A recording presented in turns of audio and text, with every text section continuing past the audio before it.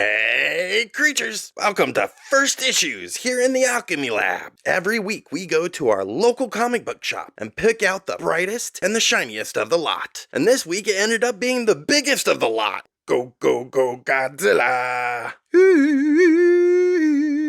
With a purposeful grimace and a terrible sound, he pulls those high-tension wires down. Helpless people on a subway train scream bug-eyed as he looks in on them. Bow wow wow wow. Wow wow wow wow. He's the king of the monsters, and he's got a brand new universe over at ID Comics and Entertainment, who I know as IDW. Are they doing a rebranding? Look at that logo. What's up with that logo? Are they changing something? Wait, I've got it right down here. Let's pull this up. Let's just bring the comic back up. Right.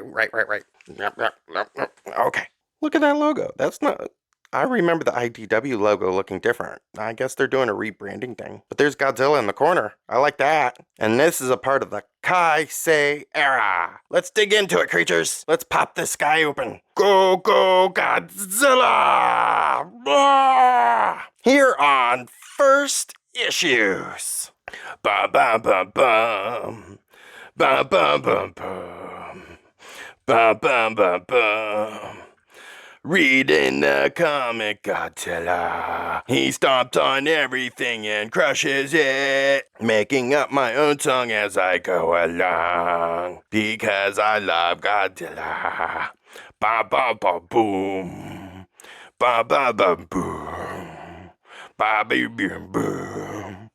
Da do do do do. Wah wah ba do do do. Wah wah bo do do do. Wah wah ba do do. Wah wah. I wonder if any of that will get struck or not. We're gonna find out. We're gonna try to put as much of it in as we can. So it looks like ID Comics and Entertainment, or IDW Publishing. IDW. They used to be IDW. Also have Godzilla. And they are now launching a whole new universe with 3 different books. Today we're going to be talking about the main book, but there is also Starship Godzilla, which follows a bunch of heroes on a Mecha Godzilla, and Godzilla Escape the Dead Zone. Today we'll be just talking about the Godzilla book, and there is plenty to talk about. You definitely get your money's worth in this book. So who kicks off this main Godzilla book? Well, it's written by Tim Seeley, and the art is by Nicola Cismezia, and colors by Francisco Segala. The first page goes, Prologue, 1954. And as any Godzilla fan, we know where this is going. The introduction of Godzilla. Swap to New York, present day. And suddenly I'm taken aback. Wait, what? New York is sealed off? What's going on? Are we assuming Godzilla attacked Tokyo back in 1954, and now fast forward to whatever present day we're at, and is this a pre-established universe? I thought this was a number 1. Okay, well, moving on. I see some great Godzilla action, and then swap to the G-Force team? Okay, I recognize Jet Jaguar there, but who's everybody else? Well, they get introduced. The other characters are Incense, Nuki, and Dr. Rumi Chiba. Hi, guys. So we're in a team, all right. We're the G-Force team? Okay, alright. G-Force team. Okay, I'm on board. Alright, we could do this. G-Force team. Are we like the Power Rangers of Godzilla? Do we all have like Godzilla powers? Is that why we're the G-Force team? We're like human-sized Godzilla people? Alright, okay. Let's do this. Godzilla time. Let's fight some Godzillas. Or Kaiju. Fight some Kaiju. But we're the G-Force team. So, is Godzilla part of our team? I've seen this show. I think I've seen this show. So the book introduces a new G-Force Power Ranger, and his name's Jason. And it looks like he can punch Godzilla. He's the One Punch Man, or like he got knocked out or something. And it looks like Godzilla hit him with his atomic breath one day and went, Phoo! Atomic breath. And any Godzilla fan's gonna be like, ooh, an atomic breath moment. But it looks like this atomic breath gave Jason his superpowers. So Godzilla just kind of stomped up and went, and then this like one kid one day was just kind of sitting there going, la la la la la la la la, I'm gonna save someone from bullies. Alright, I'm kind of a good person. Alright, cool. Quickly establish a couple of panels. What's that? Is that Godzilla up there? Oh, hi, Godzilla. Oh my god!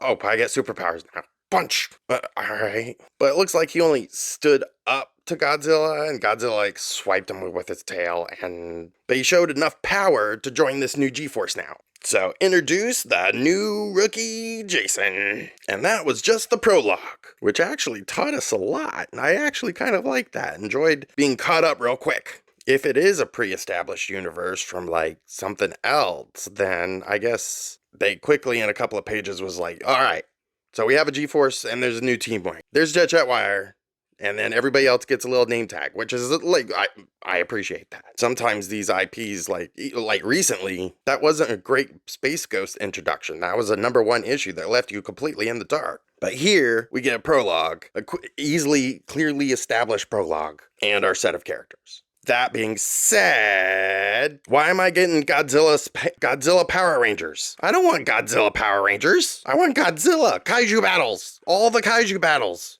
I need to see multiple monsters in this Godzilla book. What's going on? But no, I'm stuck here with the Power Rangers. If I was reading a Power Rangers book, that wouldn't be a problem. Maybe I'm just dumping on the Power Rangers too much, but they're kind of like, but they're just like this team of like people. They're like the A-Team. I don't want the A-Team in my Godzilla book. I want Godzilla in my Godzilla book. But thankfully, in the next few pages, we see these two fishermen suddenly get hijacked by Anguirus, which is super exciting. Kaiju rising from the ashes, and then cut to human drama. And now stick with us for a couple of pages. So real quick, Jason is settling in G-Force headquarters. He's meeting all of his new buddies, and some of them are super nice, and some of them are, well, suspicious. Don't be suspicious. Don't be suspicious. Don't be suspicious.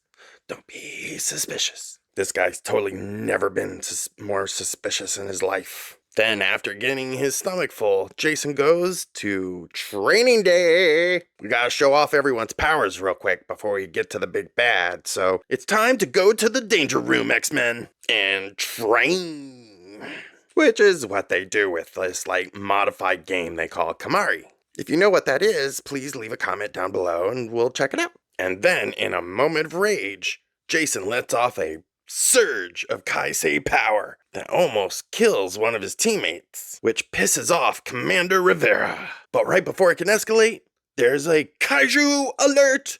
Woo woo woo woo woo woo woo! Kaiju alert!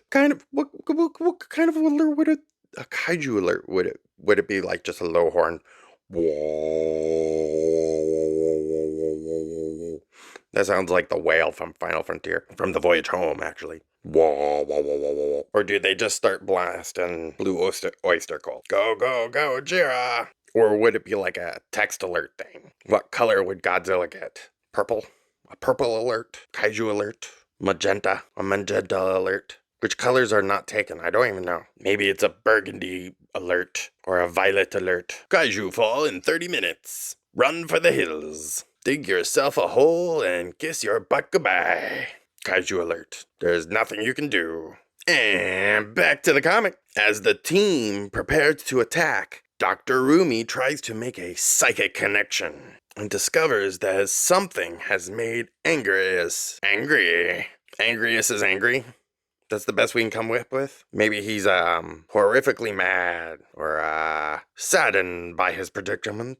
But whatever it is, it causes his psychic, mind to explode, taking Dr. Rumi with him. Thankfully, Jet Jaguar swoops in to save the day and catches Dr. Rumi.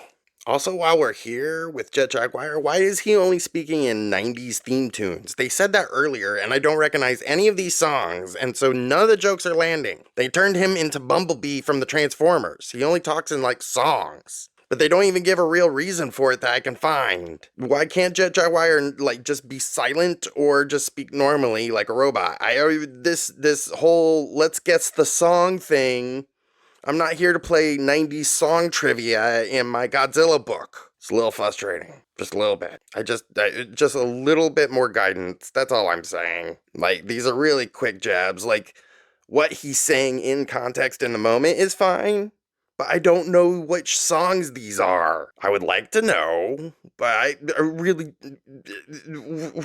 I would like to sing along, maybe, but how am I supposed to know? I'm going to need like a Wikipedia thing at the end of this. Very frustrating. But it looks like Dr. Rumi saved the day, and Angerius retreats. The team takes a bunch of drinks, and lies on the beach, has some fun, and enjoys their win. The only one not there is Dr. Rumi. She goes back to sea, and just as she's finding a new clue, she finds out Jason followed her, and is really, really sick. And together they talk about why Angerius was there, and why he left, and why he was feeling that way. And then out of nowhere, Jason just falls off overboard. Like, literally just goes, wah! Like, bro, there's a railing. There's a railing right there. What are you doing? Like, just hold on. Do you even have a life jacket? No, you don't.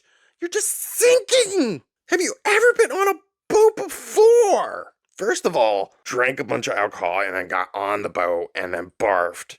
And then somehow just fell right off. This Jason kid, I'm not. I want more panels with Godzilla. Where are my Godzilla panels? I'm just stuck with this Jason kid. They're building a universe, I get it. It's the first issue, but where's Godzilla? I barely have any Angerius panels. And now here we are watching this kid barf on a boat.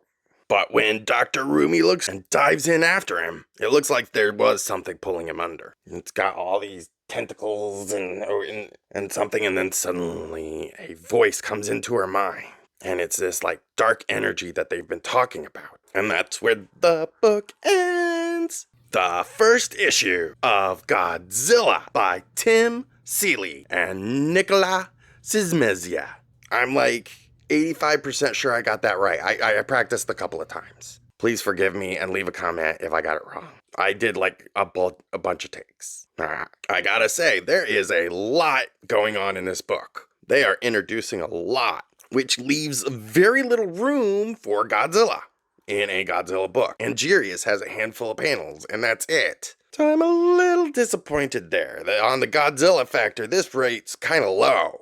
On world building factor, it rates really high because there's like a lot of characters they're throwing at you with a lot of motivations and different powers and things you want to see, which would make someone want to read maybe the rest of this universe or even issue 2. I'm kind of interested in Starship Godzilla, but I'm not sure. Seeing as I see like barely any Godzilla here, and that book looks like it's going to be like a galactic book. And then Escape from the Dead Zone looks really interesting, like a whole new take on this kaiju universe. Kind of using this universe to tell like a radical indie hybrid, The Fly, body kaiju story, which is interesting. Maybe we'll give that one a try. But as a first issue, this really scratched the itch. Wish there was more Godzilla, but I did get a really good double splash page and a lot of intriguing other stuff. So give it a read, and remember to visit your local comic book shop and reserve a copy today.